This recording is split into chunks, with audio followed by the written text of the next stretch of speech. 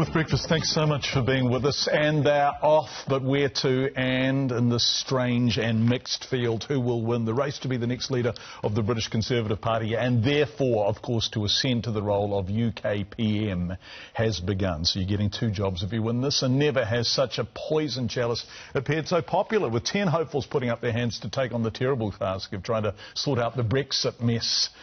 A challenge that repeatedly stumped Theresa May, then forced her to resign. Joining us from Dunedin to help us handicap the race is foreign affairs expert Robert Patman. Professor Patman teaches international relations at the University of Otago, including directing the Master of International Relations program. And Robert, we're delighted as always to welcome you to Breakfast. Thanks so much for coming in. Hello, I'm just looking at the odds. Some of them, Mark Harper, Esther McVeigh, they don't have a chance, do they? The sort of 9 and 10 on the list of 10?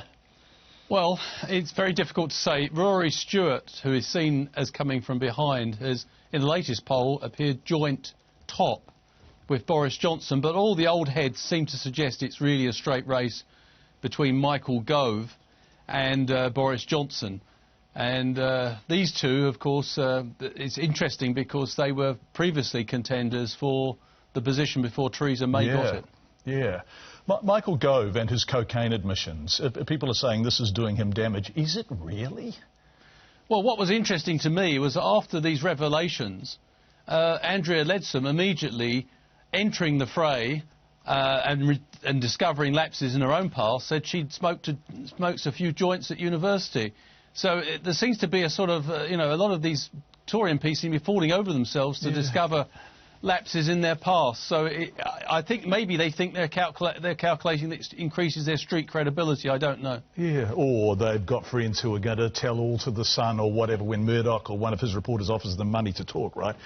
Robert, how on earth is whoever's going to win this going to sort Brexit? And if we look at the 10, there's a real long gamut of Brexit attitudes, from hard Brexit to quite soft. So in what way will their Brexit position influence who wins? Well, that's the paradox of the whole thing. The reason they're having this contest is because of Brexit. How have they responded? They're all advocating Brexit. And at the end of the day, the EU leadership have made it quite clear that the only deal on offer is the one that Mrs May tried to table and had rejected by the British Parliament. So at some point, reality is going to have to sink in. Boris Johnson does seem to have the numbers at the moment, or close to the numbers, and he's made some very interesting noises. And he is a mercurial figure who's a little bit unpredictable. It's difficult to say that he will back away from Brexit once he gets the job. I don't think he will. But there is an element of unpredictability about his persona. The thing I find fascinating, John, is all these people are acting as if they've had nothing to do with the last 3 years. It's bizarre, absolutely bizarre. They've all been key figures in May's team, and they have all presided over this mess and contributed to it.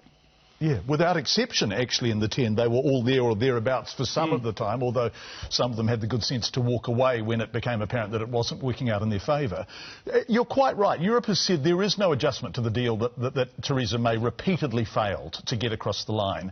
There are some people arguing for a soft Brexit. Europe won't have it. They won't go any softer than the deal that's on the table. There are others arguing for a hard Brexit, an uncompromising departure, which would appear on the face of it to be a disaster for Britain. So once again, this is mission impossible, isn't it? How will it be easier for May's replacement than it was for May herself? I don't think it will be. I think it'll be harder. I think it'll be harder for several reasons. Firstly, even if the no dealers... Well, first of all, Parliament has, by 2/3 majority, on 2 occasions rejected no deal. So no deal's non-starter. So you have 8 out of the 10 advocating something they know will not be acceptable and cannot work, which is sort of Alice in Wonderland politics. I think this is a sad commentary, unfortunately, on how broken British politics is at the moment.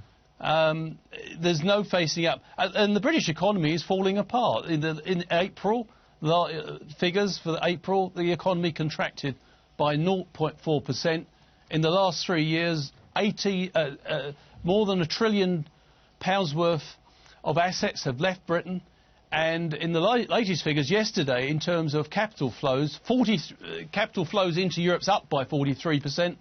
30% has departed the UK. And yet none of this is figuring in the discussions for the top job in the Tory party and, of course, becoming Prime Minister. Yeah, that's bonkers. When you give us those figures, Britain is in real trouble. And so they need a leader who is going to lead them out of it. And they're not even having those conversations, Robert. As you say, it's quite extraordinary to watch from this distance. Can I ask you, if you were going to the bookies today, and, of course, there is a book on this, it being the UK, who would you put your money on? Well, I think Rory Stewart's going to do better than many people predict, because he said he won't work with a no-deal Prime Minister, which was quite courageous. But again, he still can't bring himself to extricate himself from Brexit. At some point, none of the contenders are actually advocating the benefits of Brexit. Now, it's just Brexit at any cost. And at some point, I think whoever becomes leader is going to face another parliamentary stalemate, and there will at some point have to be a serious rethink culminating in a second referendum. Whoa! Thanks, excellent. Robert Patman, live from our Dunedin studio. Thanks, Robert. Professor Patman, we really appreciate you coming in.